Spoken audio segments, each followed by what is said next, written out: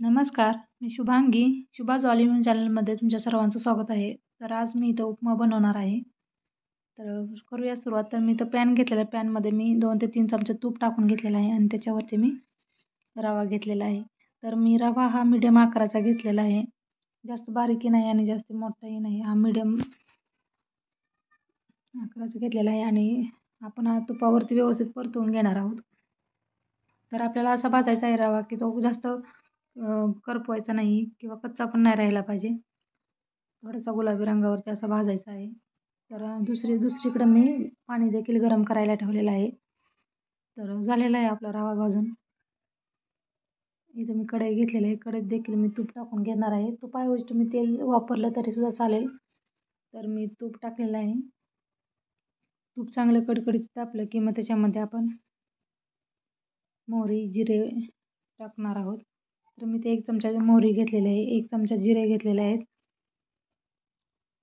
व्यवस्थित तेलात मोहरी तडतडू द्यायची. तसेच मी इथं 1 चमचा उडीद डाळ घेतलेली आहे आणि 1 चमचा हरभरा डाळ देखील घेतलेली आहे. तर ते आपल्याला तेलात व्यवस्थित परतवून घ्यायचे. तर नक्की ट्राय करा. खूपच छान असं जो एकदम स्वादिष्ट असा उपमा बनतो. नक्की ट्राय करा. मी आता कढीपत्ता देखील टाकलेला आहे याच्यामध्ये. थोडे शेंगदाणे टाकणार आहे. सर्व काही आपल्याला तेलात व्यवस्थित परतवून घ्यायचे आहेत.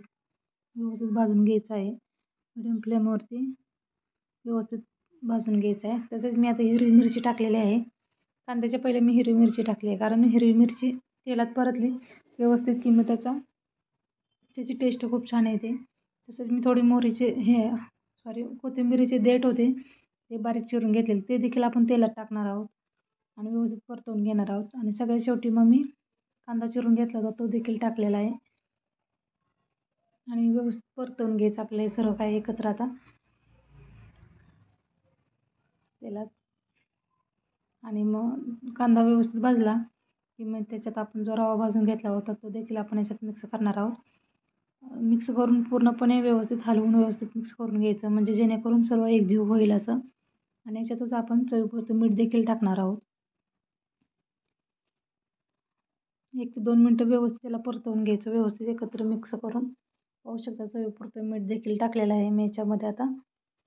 आणि पुन्हा व्यवस्थित मिक्स करून घ्यायचं आहे. खूप झटपट आणि एकदम स्वादिष्ट असा हा बनतो. नक्की ट्राय करा. आणि इथं मी आता दुसऱ्या साईडला पाणी देखील गरम करायला ठेवलेलं होतं. तर ते पाणी उकळलेलं आहे. तर याच्यामध्ये सुरुवातीला आपण थोडं पाणी टाकायचं आणि हे व्यवस्थित मिक्स करून घ्यायचं. आणि मग आपल्याला लागेल तेवढं मग वरून पाणी दुसरं मिक्स करायचं आहे. एकदम पाणी टाकल्यामुळं काय होतं पूर्ण तर त्याचे शिंतोडे उडतात म्हणजे असं चटचट होतं ते.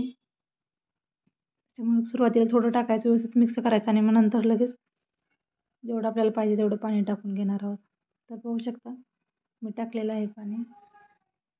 आणि आपण याला आता वरून थोडी कोथिंबीर टाकणार आहोत आणि मग झाकून ठेवणार आहोत. 4 ते 5 मिनिटासाठी झाकून ठेवल्यानंतर पाहू शकता खूप छान एकदम सुटसुटीत असा हा उपमा तयार झालेला आहे. झटपट आणि एकदम स्वादिष्ट बनणारा असा हा आपला उपमा तयार झालेला आहे खाण्यासाठी.